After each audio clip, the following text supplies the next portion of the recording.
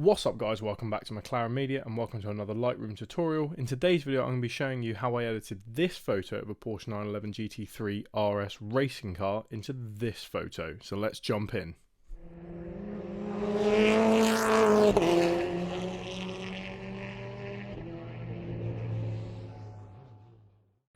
Right guys, so obviously you joined me back in Lightroom. If you watched my videos before then you'll be pretty familiar with how this setup looks, and this is the photo in question before I began with it. So yeah, it's a pretty cool looking photo. I took it last year at Thruxton at the British Touring Car Championship, but we're going to edit it up and make it look a hell of a lot better. So the first thing I'm going to do, like I always do, come over here to the three dotted lines in the adjustment panel and scroll all the way down to the bottom, and we're going to do remove chromatic abrasion and the enable the lens correction. And it doesn't know which camera I use, so I'm going to basically tell it, because I shoot on Canon. There we go, immediately it's found the lens. That is correct, 75-300mm. Not a particularly amazing lens, but it did the job. So once I've done that, I'm going to come back up to the top here, and now we're going to do some we're not going to edit this photo just yet. We're going to do some like cropping and sort of optic sort of manipulation. So I'm going to come down to this crop tool here on the right hand side, and what I'm going to do, I'm actually going to crop right in on this car. And this is the beauty of having a zoom lens with a really good megapixel camera, is you can do something like that. So I'm going to just ever so slightly twist the framing a little bit and then hit enter. And so we've now filled the frame with the car a bit more, so it's got rid of all that area around the outside. So now we're going to come back to the adjustments panel, the three dotted lines with the lines, the lines, and then I'm going to put this in Adobe Color, and then for the lighting we're just going to play around with some of this. So it's already, you can see there's quite a lot of glare on the car, so I'm going to just bring the exposure down just a tad. Bring the contrast up a little bit. I'm going to bring the highlights right down so it gets rid of some like glaring on the windshield and around the front of this bodywork. This is the problem without shooting with polarizers. You're going to get a lot of this sort of bright areas on the car. The shadows I'm going to bring down just a tiny bit just to highlight the tyres and that.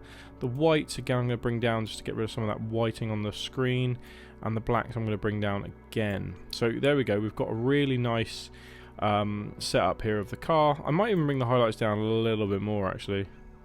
Yeah, and I'm not sure about the shadows. We could come back to this, I'm not sure yet, just bear with me on that one.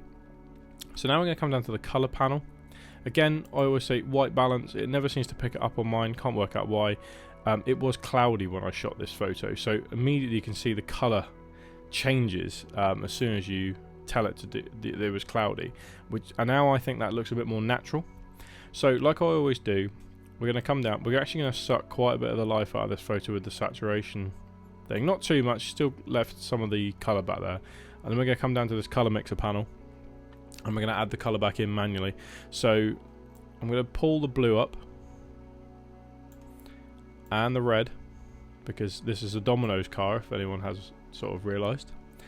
And then we're going to pull a bit of the yellow back into the surrounding, because you find that grass actually picks up better with the yellow rather than it does the green. But we're going to pull some of that up, and then I'm going to pull some of the aqua out. You'll notice the aqua is in the windshield. Just play around with the other sliders to see if there's any colour. Like there's a bit on the bonnet there, obviously that's like sort of in there, the orange of the tarmac a little bit. There's a little bit of orangey tarmac if you've ever been to Thruxton, it's like a weird colour. And I'm going to come back up a tiny bit and just pump some of the vibrance back into the photo. And yeah, okay, that's looking really good now. I like the colour, where the colour's popping on that. That's very cool. Scroll down a little bit more, and we're coming to all this sort of stuff here. Now, I'm not going to bother with doing it on this side like I always do with my edits. I'm going to actually come up to this weird little circle with the dots in, and we're going to select the subject in the Create New Mask tab.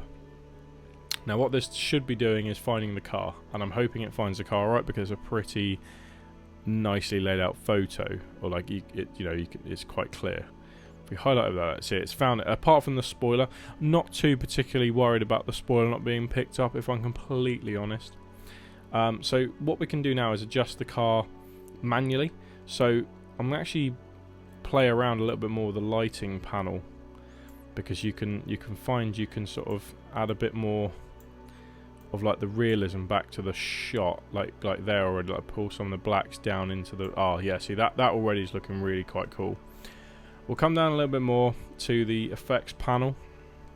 Now I'm going to add a bit of texture in, not too much, but I'm going to ramp the clarity up because I think that will really help the car pop, which it does.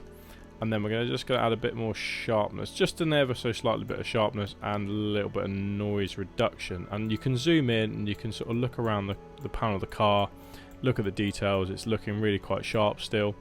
Come back up to this blue plus sign at the top, and then we're going to look at the background. The background in this photo is really bland. I'm hoping it finds it quite well. Yes, it has.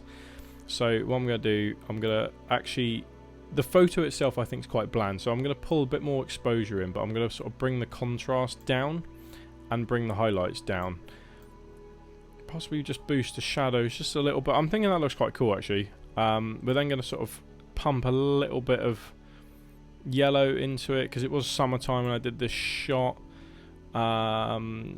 Pull some of the texture out of it because obviously this is all out of focus, which is what you kind of want with these high-speed shots. And you can play around with the rest of it, like, you know, pulling some clarity into it. Might pull some of the sharpness out of it, yet again just helps blur it out. That looks really quite cool now. I'm quite pleased with how this is looking. So one final thing I like to do, if you follow along with all my videos, is come up here to this tab here and go linear gradient. And this is where I drag up from the bottom and create this sort of gradient channel here and suck some of the colour out of that bottom bit. And then what you can do as well is actually add in artificial light. So you see the way that the light is reflecting off the windshield, you can pull a bit of it coming in from this side. See the way I've done there? So it looks like the car's sort of coming into the light. There's a lot you can do with these sort of things. You can fake a lot of things in this sort of software. Again, we could pull a bit more coming from the back side of the car, but I might just darken it a tiny bit, pull the highlights out of it. Yeah, so that actually looks really quite cool now. I'm loving how that photo is looking, and I think that's pretty much it for this video, I think. Obviously, you know, if we press the backslash key, which on my new keyboard is here.